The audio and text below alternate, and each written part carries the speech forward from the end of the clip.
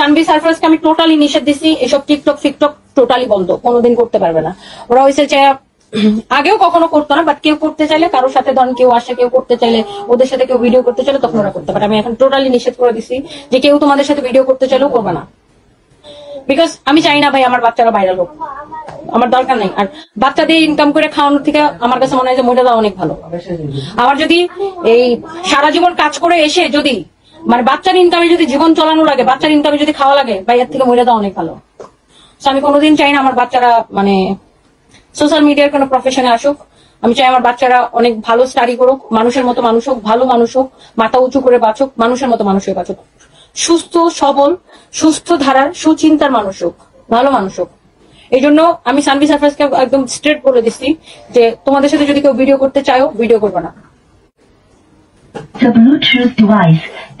বাচ্চা দিয়ে blog video করে, বাচ্চা দিয়ে টিকটক করে খাওয়ার থেকে আমি নিজে কি করে, আমার নিজের কি যোগ্যতা আছে যে আমার বাচ্চা দিয়ে যদি কামাই করে খাওয়া লাগে?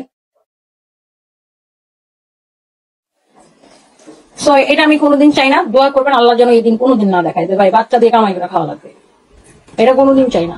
বাচ্চা আমার কাছে মনে হয় কি জানেন, বাচ্চারা ফুলের মতো, বাচ্চাদের একটা শৈশব আছে। আমরা যেমন ছোটবেলায় কি করতাম, আমার যেমন ছোটবেলায় দৌড়াদৌড়ি করতাম, স্কুলে যাইতাম, খেলতাম, বাসায় আসতাম, আবার খেলতাম, পড়াশোনা করতাম, এই মায়ের খেতাম, ভালো থাকতাম, মানে আদর খেতাম, সবই খেতাম। মানে বাচ্চাদের একটা শৈশব আছে। এখন বাচ্চা যদি তার বাচ্চা কালে ধরেন এখন যদি আমি সানবির এই মেকআপ শেকআপ করাই, আমার ওই ড্রেসের শুটিং করাই, এটা কি হয় বলেন?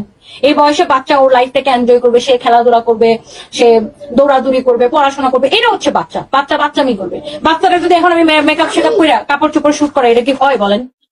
বাচ্চারা দিয়ে যদি আমি ব্লগ করাই, বাচ্চারা দিয়ে যদি টিকটক করে, এটা কি হয়? আমি বিদেশে যাওয়ার পরে সানভি ফাইমের সাথে 2-1 বার মনে হয় লাইভে দাঁড়িয়েছিল। সো আমি সানভিকে অনেক বকা দিছি যে ডোন্ট ডু দিস এগেইন। আমার কোনো দরকার নেই ভাই বাচ্চা দিয়ে কামাই করে খাওয়া, বাচ্চা দিয়ে কামাই করে খাওয়ানোর থেকে, বাচ্চার কামাই খাওয়ানোর থেকে মরে যাওয়া অনেক ভালো ভাই। এই বয়সের বাচ্চা দিয়ে আর কি, এই বয়সের বাচ্চারা, হ্যাঁ বাচ্চারা যদি বড় হয়ে মানুষের মতো মানুষ হয়ে, হ্যাঁ তখন আমি কোনোদিন আমার লাইফে বাচ্চার উপর ডিপেন্ডেবল হতে চাই না। হ্যাঁ বাচ্চা যদি ভালো করে বেশি কিছু দেয়, মাকে গিফট করে, সেটা হচ্ছে অন্য বিষয়।